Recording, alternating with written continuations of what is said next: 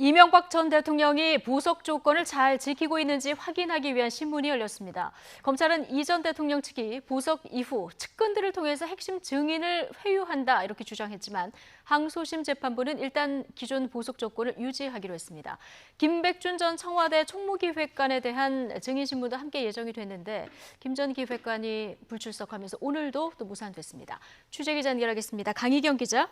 네, 서울고등법원입니다. 네, 오늘 보석 조건 신문 어떤 결론이 날까 관심이 모아졌었는데요. 검찰과 변호인의 공방은 치열했는데 재판부가 결국 보석 조건을 유지하기로 결정을 내렸군요. 네, 오늘 신문은 검찰 측에서 이 전 대통령이 사건 관계인들과 접촉하는 등 보석 조건을 제대로 지키지 않았다고 지적하면서 열리게 됐습니다. 이 전 대통령이 보석 이후 김희중 전 청와대 제1부속실장 등과 간접적으로 접촉해 진술을 뒤집는 내용의 사실 확인서를 쓰도록 회유했을 가능성이 있다는 게 검찰의 주장인데요. 먼저 발언 기회를 얻은 변호인 측은 이 전 대통령이 직접 또는 가족이나 변호인을 통해 사건 관계인과 접촉하거나 연락한 사실이 없다고 반박했습니다.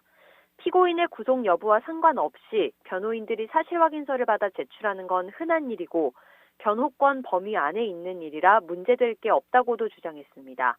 오히려 보석 후 구치소에서 접촉이 가능했던 친지 등의 접견 신청도 자제하고 있는데 하물며 사건 관계인과 접촉하는 건 대통령으로서의 품격상 있을 수 없는 일이라고 강조했습니다. 검찰은 보석 후 이 전 대통령과 접견도 했던 김윤경 전 제1부속실 선임 행정관이 연결고리라며 단순한 의혹 제기가 아니라고 재반박했습니다. 김 전 실장이 이학수 전 삼성그룹 부회장의 청와대 방문 행위 등에 대해 검찰 진술을 번복하는 취지로 작성해달라는 김윤경 전 행정관의 거듭된 부탁으로 사실 확인서를 제출했다는 겁니다. 검찰은 김 전 행정관을 통해 진술 번복이 종용됐고 1심부터 이 전 대통령이 부인하던 내용에 대해 보석 이후 진술서가 제출된 점을 보면 변호인 말은 사실이 아니라고 주장했습니다. 재판부는 김 전 행정관 등 비서관들에 대한 접견을 자제해달라고 변호인 측에 당부하며 이 전 대통령이 그 외에 보석 조건도 철저히 준수해주기 바란다고 당부했습니다. 이 전 대통령의 옛 집사로 불렸던 김백준 전 기획관, 재판부가 오늘 증인으로 9번째 불렀는데 오늘 또 안 나왔다고요? 네, 오늘 재판에서는 김백준 전 기획관에 대한 증인신문도 예정돼 있었습니다. 재판부가 지금까지 김 전 기획관을 8차례나 증인으로 소환했지만 건강 문제 등의 이유를 들며 한 번도 출석하지 않았는데요.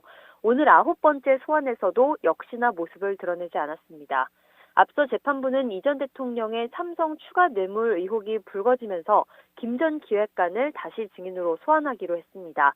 김 전 기획관 본인 재판의 선고가 예정된 오늘로 기일을 잡고 구인장까지 발부했는데요.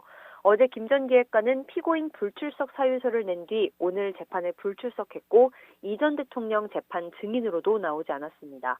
변호인 측은 김 전 기획관 본인 재판의 선고 기일이 오는 25일로 다시 지정된 만큼 증인신문 날짜도 다시 잡아달라고 요청했고 재판부에서 이를 검토한 뒤 공지하기로 했습니다.